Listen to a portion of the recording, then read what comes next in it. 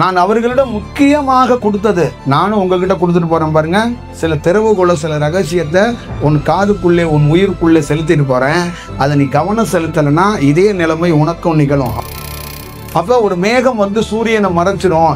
ஆனால் ஒரு குரு போதித்ததை நீ மறைக்க விடாத நெருப்பு போல் கனலை ஏற்றி கொண்டே இருக்கணும். இதுபோல் சாக்கு போக்கு சொல்லி காத்திருக்காதே, பாக்குவத்தலை மாற்றிக்கொண்டு கல்யாணத்துக்காக காத்திருப்பது போல் காத்திருக்காதே, நீயே அந்த ஜீவகாருண்யமாக மாற வேண்டும். உடலே மொழியானவன் என்ன? காற்று. காற்று என்ன? இசை. இசை என்ன? நெருப்பு. நெருப்பு என்ன? ஒளி.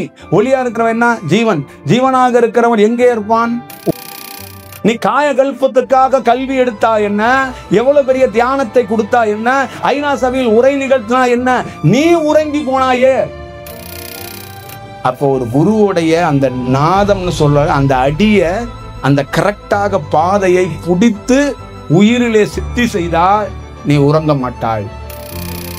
அந்த உண்மையான ஜீவகாருண்யத்துக்குள்ள என்ன ஒளிந்து இருக்கு? அப்ப ஜீவகாருண்யத்தோட அடிப்படை முதல் எங்க சக்சஸ் இருக்குன்னா, அணையாடுப்பு கீழே இருக்கு இடுப்புல. உன் வயிறு என்னைக்கு அந்த குடல் வாழ்வு எல்லாம் சேர்ந்து என்னைக்கு மாறுதோ அங்கேயே நீ மரணம் இல்லாத பெருவாழ்வை எட்டிட்டேன்னு அர்த்தங்கிற.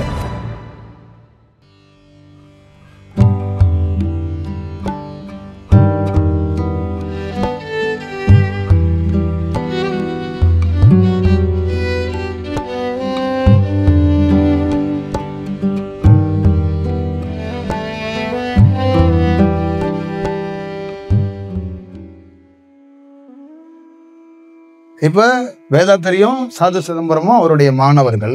இவர்களை என்ன நீங்க எல்லாம் தெரிஞ்சுக்கணும் அப்படின்னு கேட்டீங்கன்னா, இவர் ராமலிங்கம் அவர்கள் சுவாமிகள் அவங்க கூட இருந்து ஒரு பணி செஞ்சாருன்னு ஒரு குறிப்பு இருக்கு, உங்க எல்லாருக்கும் தெரியும். அப்ப இதுக்குள்ள இருந்து அவர் என்ன சொல்றாருன்னா, நான் பணி செய்து விட்டு வெளியே சென்று விட்டேன். நான் அவர்களிடம் முக்கியமாக கொடுத்தது நானும் உங்ககிட்ட கொடுத்துட்டு போறேன் பாருங்க. சில திறவுகோல சில ரகசியத்தை உன் காதுக்குள்ளே உன் உயிருக்குள்ளே செலுத்திட்டு போறேன். அதை நீ கவனம் செலுத்தலைன்னா இதே நிலைமை உனக்கும் நிகழும். அவர் என்ன சொல்லிட்டாருன்னா, நான் உள்ளே இருந்து திறவுகோலை 2 பேர்த்துக்கும் கொடுத்துட்டு வெளியில போயிட்டேன். ஆனா 2 பேரும் பயன்படுத்த முடியாம போனது எதுன்னா, இந்த ஜீவகாருண்யத்தை பயன்படுத்த முடியவில்லை 2 பேருமே. ஏன்னா 2 பேரும் ஜீவகாருண்யத்தை பயன்படுத்தி இருந்தால் சமாதியில தூங்கி இருக்க மாட்டான். இப்ப சமாதியில தூங்குறான் 2 பேருமே. 2 பேரும் என்ன பண்ணிட்டான்? தூக்கத்தில் இருந்தவனை எழுப்பி நான் ஞானம் என்ற திறவுகோலை அவனுக்கு காட்டினேன். எல்லா வடிவத்தையும் எழுதுவதற்கு உதவியாக இருந்தேன். சாப்பிட்டு தூங்கி கொண்டு ரெஸ்ட் எடுத்திருந்த சுவாமியை உள்ளே பூந்து சாமியும் கிடையாது மாமியும் கிடையாது ரெஸ்டும் கிடையாது என்று தூக்கத்தை ஒழித்து அவனுக்கு ஞானத்தை கொடுத்தேன். அப்ப ஞானத்திலிருந்து பல்வேறுபட்ட பாடத்திட்டங்களையும் பல்வேறுபட்ட எழுத்துக்களும் வந்தது. சில நாள் இருந்த எழுத்துக்களையும் நிறைய செயல்களையும் இந்த பிரபஞ்சத்துடைய செயல்களையும் அணு துவல்களையும் அண்ட சராசரத்தில் இருக்கிற சில ரகசியத்தையும் காட்டி கொடுத்துட்டு சென்றேன். ஆனால் அதற்கு அப்புறம் தூக்கத்தை ஒழிக்க தெரிந்த தூக்கத்தை குறைக்க தெரிந்த அவர்கள் 2 பேருக்கும் மரணம் என்ற தூக்கத்தை இந்த ஜீவகாருண்யத்தை எதை நான் கற்றுக் கொடுத்தனோ அதை மறந்து விட்டார்கள். அதை மறைக்கப்பட்டு விட்டது. இந்த பிரபஞ்சத்தால் குரு கற்றுக் கொடுப்பதை எவனும் சரி இல்லை எந்த சூழல்லையும் சரி மாயை மறைத்து விடும். அப்ப ஒரு மேகம் சூரியனை மறைச்சிடும். ஆனால் ஒரு குரு போதித்ததை நீ மறைக்க விடாத நெருப்பு போல் கனலை ஏற்றி கொண்டே இருக்கணும். அப்ப அந்த ஜீவகாருண்யம் உன்னோட இருந்திருந்தா நீ எப்படி சமாதியில் இருப்பாய்? என்னுடைய மாணவனாக இருந்து கொண்டு சித்தியவனாகத்திலிருந்து உருவான ஒருவன் எப்படி சமாதியில் இருக்க முடியும்? எப்படி இருக்க முடியும்? தூக்கத்திலையும் மரணத்திலையும் எழுப்பக்கூடிய ராமலிங்கம் குடியிருந்த வீட்டுக்குள்ளே ஒருவன் தூங்குகிறான் என்றால் ஆச்சரியமா? ஆச்சரியம் இல்லையா? அப்ப அங்க அவர்கள் 2 பேரும் எதை உள்வாங்கவில்லை என்றால் ஜீவகாருண்யத்தை உள்வாங்கவில்லை, ஜீவகாருண்யத்தை முன்னெடுக்கவில்லை. இந்த ஜீவகாருண்யத்தை ஒருவன் அந்த ஜீவகாருண்யத்தை புடிச்சுக்கணுங்கிற அந்த ஜீவகாருண்யத்தை குருவோட ஜீவகாருண்யத்தை புடின்னா உடை அணிவது அன்னதானம் பண்ணுவதெல்லாம் கிடையாது. தயவு செய்து அப்படி போகாத. ஜீவகாருண்யம் என்பது அதை சொல்லவில்லை. அவர் ஜீவகாருண்யத்துக்குள்ளே மரணம் இல்லாத பெருவாழ்க்கான திறவுகோல் இருக்கிறது. அந்த திறவுகோலை நீ திறந்தாய் என்றால், குருவோடைய செயல் வடிவத்திலிருந்து அதை நீ பெற்றுக்கொண்டாய் என்றால் தானாக ஜீவகாருண்யம் பிறந்துவிடும். அன்னதானத்தை நீ போட முடியாது. நான் சொல்லிட்டேன், மனிதன் இன்று உனக்கு அன்னதானத்துக்கு பணம் கொடுப்பான், நாளைக்கு பணம் கொடுக்க மாட்டான். மனிதன் இன்று இங்க வருவான், நாளைக்கு வரமாட்டான். மனிதன் இன்று உயிரோடு இருப்பான், நாளைக்கு செத்து போயிடுவான். அப்ப இங்க இருக்கிற ஜீவனுக்கு எவன் சோறு போடுறது? நீ சொல்லு. நீ இன்னைக்கு வேலையில இருக்கிற, நாளைக்கு உன் வேலையை விட்டு தூக்கிடுவான். இன்னைக்கு சுவாமி வேலை இருந்துச்சு, காசு கொடுத்தேன், நாளைக்கு வேலை இல்லை, நான் என்ன பண்றது? அப்படின்னா அவன்கிட்ட போய் சாப்பாடு பசியோட நின்றுட்டு இருக்கவன், தப்பா நினைச்சுக்காதப்பா, என் மாணவன் வேலைக்கு போனான், அதனால போன மாசம் சோறு போட்டேன், இன்னைக்கு அவன் வேலையை விட்டுட்டானா, சோறு இப்ப இல்லப்பா, அடுத்த மாசம் அவனுக்கு வேலை கிடைச்சிடும், அப்ப சோறு போடுறேன் அப்படின்னு சொல்ல முடியுமா? அடுத்த மாசத்துக்குள் நான் செத்து போயிடுவேன் சாமி அப்படின்றான் அவன். அப்ப அவன் சொல்றான், இதுபோல் சாக்கு போக்கு சொல்லி காத்திருக்காதே, பாக்கு வெத்தலை மாத்திக்கொண்டு கல்யாணத்துக்காக காத்திருப்பது போல் காத்திருக்காதே, நீயே அந்த ஜீவகாருண்யமாக மாற வேண்டும். அப்ப யார் வந்தாலும் யார் வல்லவில்லை என்றாலும், உணவுக்காக ஒருவன் கொடுத்தாலும், ஒருவன் உணவுக்காக வந்தாலும் வரவில்லை என்றாலும், கொடுத்தாலும் கொடுக்கவில்லை என்றாலும் உலை கொதிக்கும், வந்தாலும் வரவில்லை என்றாலும் உலை கொதிக்கும். இந்த உலை என்பது என்ன என்று கேட்டால், எப்பொழுதுமே அந்த உலை நீயாக இருக்க வேண்டும், பிறராக இருக்கக்கூடாது. அதுதான் அந்த கலையுடைய நுட்பமான செயல். அப்படி என்றுதான் கொடுத்தார்கள். அதை இரண்டு பேரும் அதை நன்கு உள் சார்ந்து கவனித்து குதித்திருந்தார்கள் என்றால், இன்று தமிழ்நாட்டில் மிக முக்கியமானவர்களாகவும் இந்தியாவிலே மிக முக்கியமானவர்களாகவும் இருந்திருப்பார்கள். ஏன் போய் அவர்கள் சொந்த இடத்துல தூங்கிக்கிட்டு இருக்காங்க? வேதாத்திரி அவ்வளவு பெரிய இடம் வச்சிருந்தாரு, அந்த இடத்துக்குள்ள தூங்குறாரு. அவருக்கு கல்வி கற்றுக் கொடுத்த வாத்தியார் யார்? நீங்க வடலூர்ல வந்து சித்தி வளாகத்துல ராமலிங்கம் தூங்குகிறாரா? அவர் சொல்கிறார், நான் சொன்னேன்லவா, உடலே மொழியானது. உடலே மொழியானவன் என்ன? காற்று. காற்று என்ன? இசை. இசை என்ன? நெருப்பு. நெருப்பு என்ன? ஒளி. ஒளியா இருக்கிறவன் என்ன? ஜீவன். ஜீவனாக இருக்கிறவன் எங்கே இருப்பான்? ஒரு இடத்தில் வாகித்து கொஞ்ச நாள் இருப்பான். ஏன் இருப்பான்? அந்த பகுதிக்கு ஏதோ ஒரு நன்மை கொடுப்பதற்காக இருப்பான். வேலை முடிந்ததுடன் அவனுக்கு பேர் என்ன? உலகம் சுற்றுபவன், எங்கும் சுற்றுபவன், எதிலும் சுற்றுபவன், எதிலும் இருப்பான். அதனால்தான் சொன்னார்கள், தூணில் இருப்பான், துரும்பில் இருப்பான். தூணில் எவன் இருப்பான்? துரும்பில் எவன் இருப்பான்? ஜோதியாக இருப்பவன், பறக்கக்கூடியவன், மேலே எல்லா இடத்துக்கும் செல்லக்கூடியவன் தான் இருப்பான். அப்ப இந்த ஜீவகாருண்யத்தை பெறாதவன் எங்கே இருப்பான்? தூங்கி கொண்டிருப்பான், நடந்து கொண்டிருப்பான், சாக போகும் மனிதவனிடம் பேசிக் கொண்டிருப்பான். மொத்தமாக ஒரு நாள் செத்து அங்கே சமாதிக்குள் படுத்து விடுவான். இதானே நடந்துச்சு. நீ காயகல்பத்துக்காக கல்வி எடுத்தா என்ன? எவ்வளவு பெரிய தியானத்தை கொடுத்தா என்ன? ஐநா சபையில் உரை நிகழ்த்தினா என்ன? நீ உறங்கி போனாயே. நீ உறங்கி போனாயே. இந்த கலையோடைய நோக்கம் என்ன? உறங்குவதை தவிர்ப்பதற்கும் உறங்குவதிலிருந்து விடுதலை ஆற்பதற்காக உருவான ராமலிங்கம் உனக்குள் இருந்தபோது நீ அதை பெற்றாயா? ஏன் விட்டாய்? ஏன் விட்டாய்? மதம் கொண்ட யானையை அமர்த்த தெரிந்த சாது சிதம்பரத்துக்கு உனக்குள்ளே இருக்கிற மரணத்தை ஏன் வெல்ல தெரியவில்லை? எங்கே விட்டாய் கோட்டை? ராமலிங்கத்தை நீ பிடிக்காமல் விட்டு விட்டாய். மிகச் சரியாக பிடிக்காமல் விட்டு விட்டாய். அங்கு உன் புராணமும் வேதாத்திரி புராணமும் அங்க தேவையில்லை.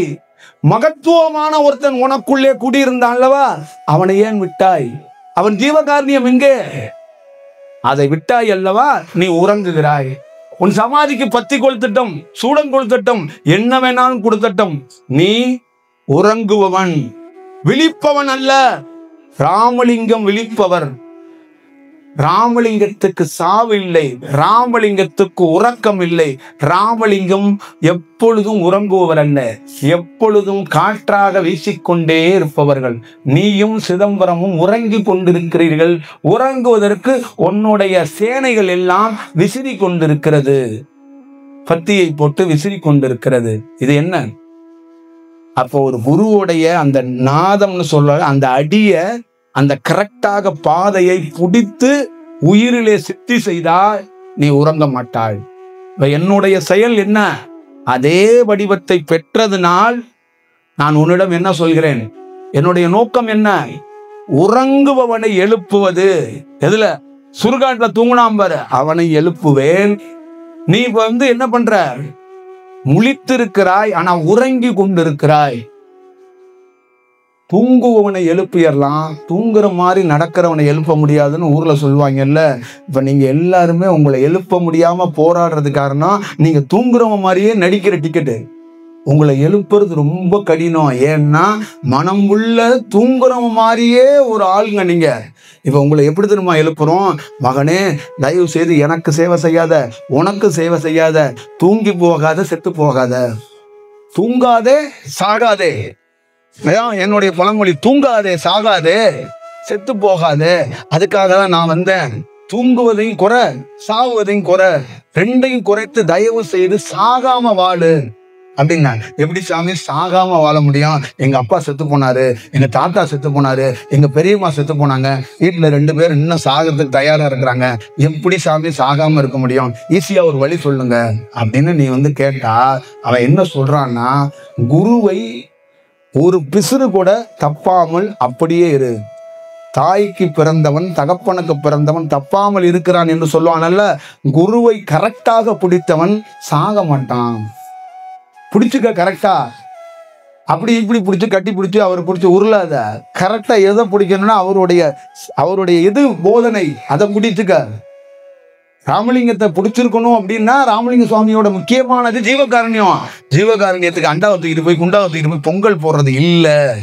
அதையும் தாண்டி உள்ளே அவர் கொடுத்திருக்கிற அந்த செயல்ல இருந்து, அந்த குறிக்கோள்ல நின்று.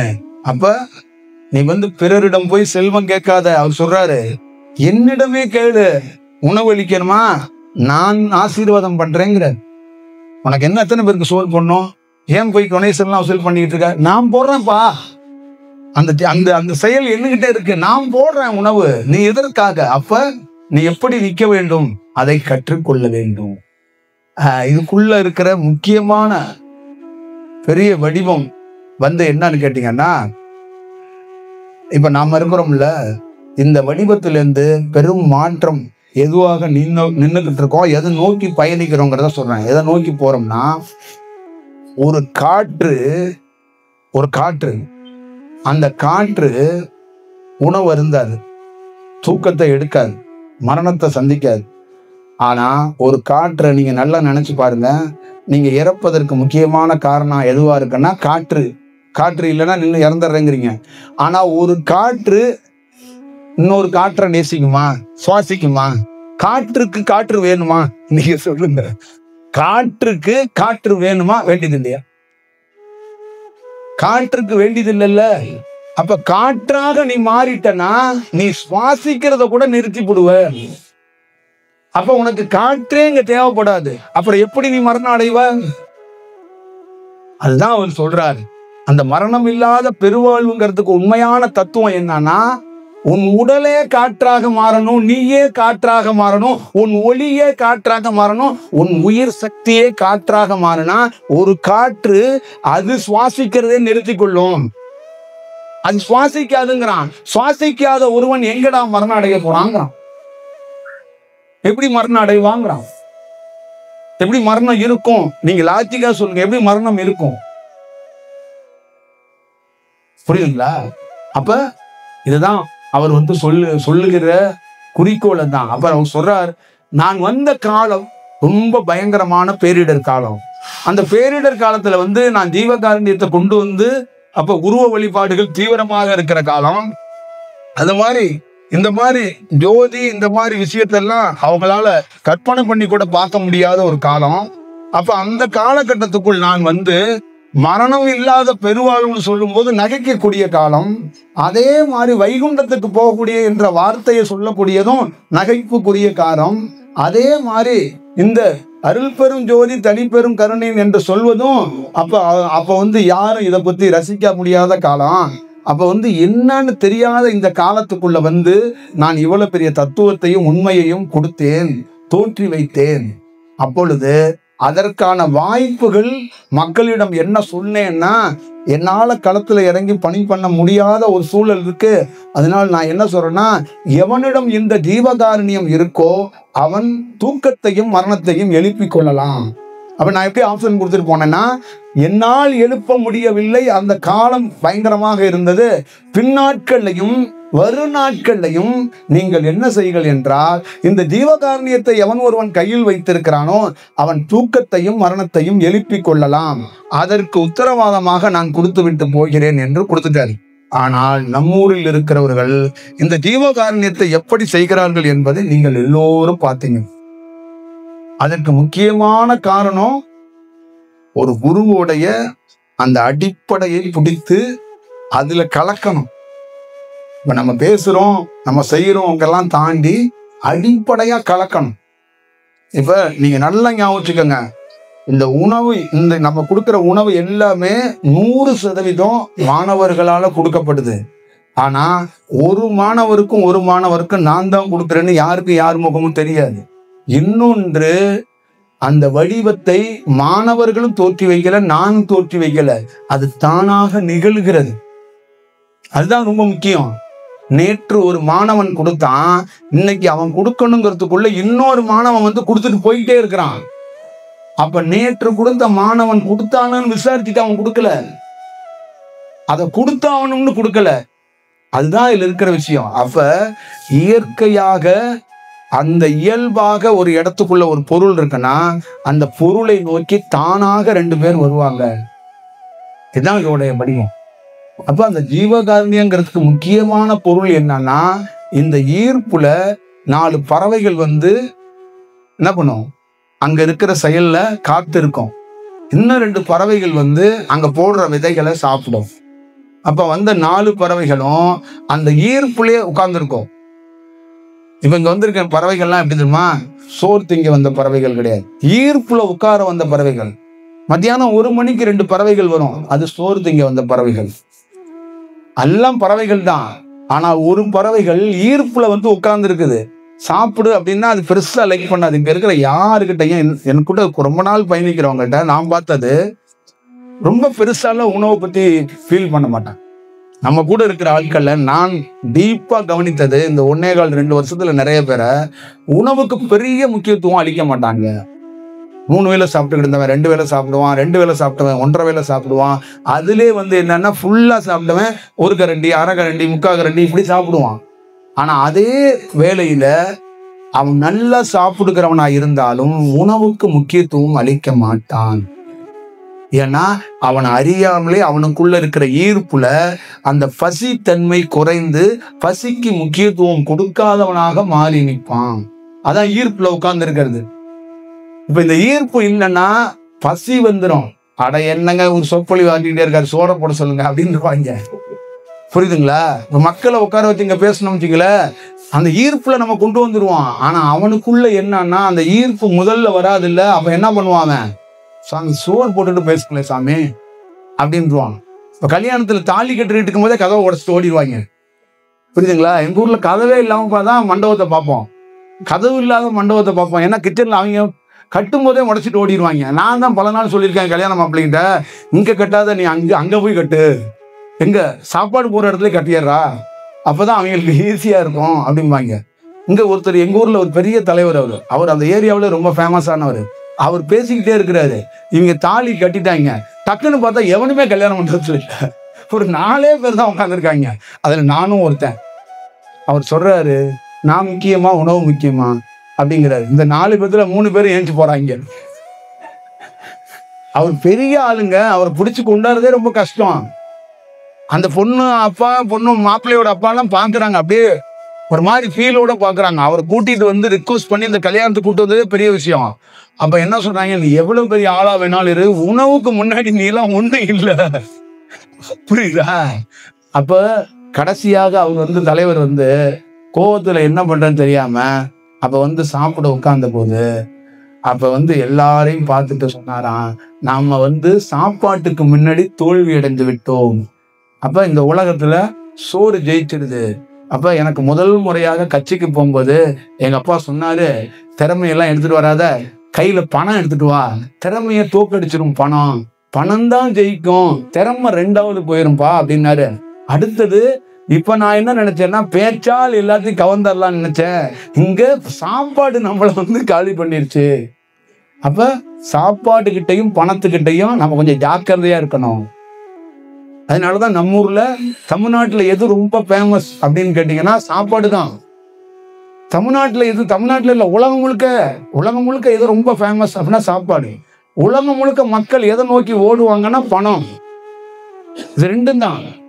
இது ரெண்டுக்கும் ஃபர்ஸ்ட் பிரியாரிட்டி கொடுப்பான். ஆனா ஒரு ஞானி சொல்றான், இதை ரெண்டையும் நான் வீழ்த்திடுவேங்கிறான், சேலஞ்சு பண்றேங்கிறான், நான் வீழ்த்திருந்தாங்கிறான். இப்ப நமக்குள்ள இருக்கிறவங்க எல்லாரையும் சோறு எவனையும் திங்காதுன்னு நான் சொல்லல, புரியுதுங்களா? நம்ம அந்த வாத்தியார்லாம் இங்க இருக்க திருவண்ணாமலையில் இருக்க வாத்தியார்லாம், ஐயா சோறே வேண்டாங்க ஐயா, ஒரு சூப்பு மாதிரி கொடுங்க ஐயா, காய்கறி மாதிரி கொடுங்க ஐயா அப்படிங்கிறாரு. புரியுதுங்களா? அப்ப காரணம் என்னன்னா, இதுல வந்து அவருக்கெல்லாம் சோறு சாப்பிடணுங்கிற அந்த எண்ணமே அவருக்கெல்லாம் குறைஞ்சு போயிடுச்சு. ஒரு சின்ன நிர்பந்தத்துல சரி கிடைக்குது, அதை நம்ம மிஸ் பண்ண வேண்டாம் அப்படின்னு கொஞ்சம் எடுத்துக்கிறாங்க. அதுக்கு ரொம்ப ப்ரியாரிட்டி முக்கியத்துவம் கொடுக்கறது இல்லை. அதுக்கு காரணம் அவங்க எளிமையாகவும் சிம்பிளாகவும் மாறிட்டாங்கன்னு நினைக்காதீங்க. இந்த அலைவரிசையோட காரணம். இந்த அலைவரிசையும் ஒரு மிகப்பெரிய ரோல் பண்ணுது.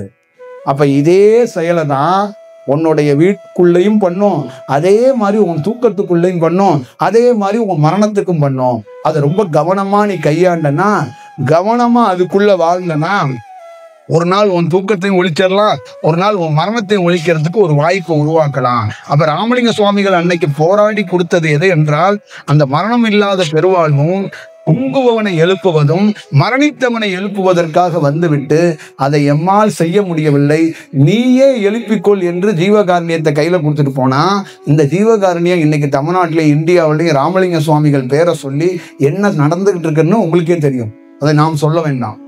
அப்ப அந்த உண்மையான ஜீவகாருண்யம் என்ன? அதுதான் அந்த உண்மையான ஜீவகாருண்யத்துக்குள்ள என்ன ஒளிந்து இருக்கு. அப்ப ஜீவகாருண்யத்தோட அடிப்படை முதல் எங்க சக்சஸ் இருக்குன்னா, அணையாடுப்பு கீழே இருக்கு இடுப்புல, உன் வயிறு என்னைக்கு அந்த குடல் வாழ்வு எல்லாம் சேர்ந்து என்னைக்கு மாறுதோ, அங்கேயே நீ மரணம் இல்லாத பெருவாழ்வை எட்டிட்டேன்னு அர்த்தங்கிற. புரியுதுங்களா? அதே மாதிரி அவர் கிளியரா சொல்லிட்டாரு, காற்றாக மாறியவன் உலகம் சுற்றி வாலிபனாக இருப்பான், எங்கும் இருப்பான். ஒரு இடத்துல அவனை போய் நீ வாகிக்கு வைக்க முடியாது. நான் வந்து நம்ம உருவம் மாதிரி என்னை பிடிச்சி வைக்க முடியாது. ஆன்மாவா இருந்தா என்னை பிடிச்சி வைக்கலாம், அதே மாதிரி வெட்டவெளி தன்மையா இருந்தாலும் என்னை பிடிச்சி வைக்கலாம். ஆனா காற்றாக இருக்கக்கூடிய நாம் பறந்து கொண்டே இருப்போம், ஒரு இடத்துக்குள்ள இருக்க மாட்டோம். கொஞ்ச நாள் இருப்போம், மற்ற நாள் இருப்போம். அதே மாதிரி சொல்றார், 10,000 மைல் 10 லட்சம் மைல் 1 கோடி மைலுக்கு அப்பாறு இருந்தாலும் நீ இந்த ஜீவகாருண்யத்தை கரெக்டா வச்சிருந்தா உனக்கு மெசேஜை பாஸ் பண்ணுவோங்கிறாங்க. உனக்கு வந்து அந்த மெசேஜை யாம் உடனடியாக அதை ரிசீவ் பண்ணி உனக்கு என்ன மெசேஜோ அதை நாங்க அனுப்புவோம். அப்ப எப்படி தெரியுமா வருமா? 1 கோடி மைலுக்கு அப்பாற்பட்டு இருந்தது அருகாமையில இருந்து மெசேஜ் வர்ற மாதிரி வருமா? இதான் தியானத்தோடைய வில் பவர். அந்த பவர் அப்படிங்கிறது அதான் குருவோட வேல்யூ. நம்ம பக்கத்துல இருந்து ஒருத்தர் பேசுவார்ல, என்ன கூப்பிட்டியா, என்ன நினைச்சியா அப்படின்னு சொல்லுவாங்கல்ல, அந்த மாதிரி நினைத்தியா கூப்பிட்டியாங்கிற மாதிரி 1 கோடி மைலுக்கு அப்பாறு விண்வெளியில இருந்துகிட்டு பக்கத்தில் இருப்பது போல் மெசேஜ் அனுப்பிச்சுவாங்க. நாம் இருக்கிறேன், நீ தியானம் பண்ணு அப்படின்னு ஒரு மெசேஜ் வந்து. அதான் நீங்க பார்த்துக்குங்க. இதுதான் இதோடைய வடிவத்தை நம்ம சொல்லணும்னு நினைச்சோம். அதை இன்னைக்கு நம்ம தெளிவா சொல்றோம். அதனால நீங்களும் தெல்ல தெளிவாக தெளிந்த நீரோடையாக ஏதோ சந்தையில பூத்த மலர்கள் மாதிரி ஆயிராம ஒரு நல்ல வடிவத்துக்குள்ள வந்து விட்டுறாதீங்க. தூக்கத்தையும் விட்டுறாதீங்க, எதையும் விட்டுறாதீங்க. ஜீவ சமாதி எல்லாம் ஒரு விதமான மரணம் தான் அப்படிங்கிறதையும் நீங்க மறந்துடாதீங்க. அவர் அதுதான் ரொம்ப வருத்தப்பட்டு வேதாந்திரியும் சிதம்பரத்தையும் கூட சொல்லிட்டு போயிருக்கிறாரு. நம்ம கிட்ட இருந்து இப்படி போய் தூங்கலாமா அப்படின்னு அவர் வந்து ஃபீல் பண்றார். புரியுதுங்களா? அப்ப இதுக்காக ஆதங்கப்படுவதோ விசேஷமான கலைகள் பண்ணுவதோ இருட்டுல போய் உங்க ஜன்னலை உடைப்பதோ இல்லை. அதற்குள் ஆழ்ந்து போய் நீங்கள் வந்து ஒரு குருவோடைய அந்த செயல் என்ன, அவருடைய திட்டம் என்ன, அவர் எதை அடிநாதமா கொடுக்கிறார், அந்த அடிநாதத்தை பிடிச்சுக்கிட்டனா அடியும் முடியும் பார்க்கறதுக்கு வாய்ப்பு இருக்கு. அதுல இருந்து விலகிராத. அப்ப ஜீவகாருண்யத்துக்குள்ள வெறும் உணவு போடுவது மட்டும் இல்ல, புலால் உண்வதை மறுப்பது மட்டும் இல்ல, அதற்குள்ள அடிநாதம் ஒண்ணு இருக்குது. புல்லாங்குடலை இசைப்பதையும் தாண்டி அதுக்குள்ள வருகிற காற்றை நீ ரசிக்கணும்ட்டாங்க, காற்றை கவனிக்கணும்ட்டாங்க. அந்த மாதிரி இந்த இந்த இந்த ராமலிங்க சுவாமிகளோட இந்த கோட்பாடுல நீ வந்து ஜீவகாருண்யத்துல எது அடிநாதமா இருக்கு அப்படிங்கிறத விட்டுறக்கூடாது. அப்ப நீ வந்து அதை பண்ணிட்டேன்னா இந்த உணவெல்லாம் நீ அழிக்க வேண்டாம், தானா நடக்குங்கிறாங்க.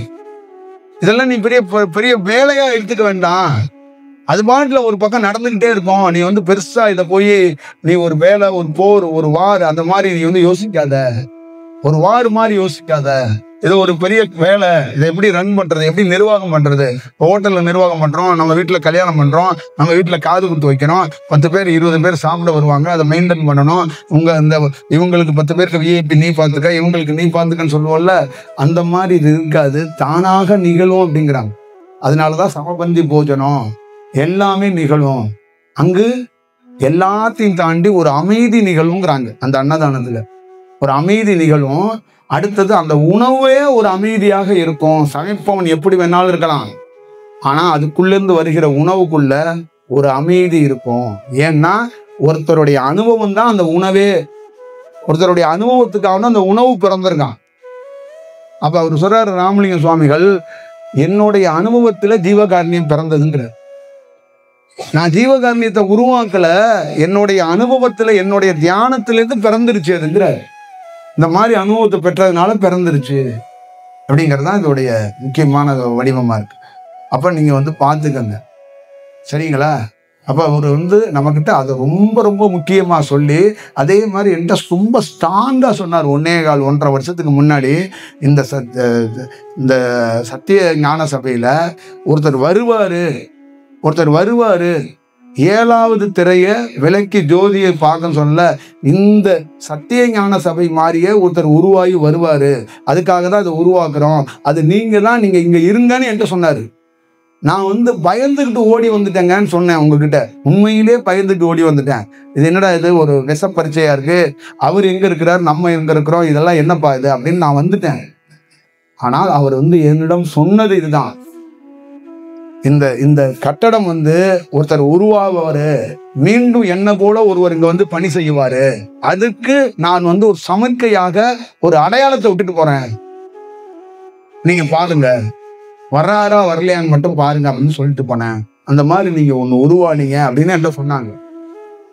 அதை நம்ம வந்து பெரிதுபடுத்துறது இல்லை, ஆனால் அதற்கு காரணம் என்னன்னா அந்த அனுபவம் தான், அதுக்குள்ள இருக்கிற அந்த அனுபவம் தான் இது பேசும்.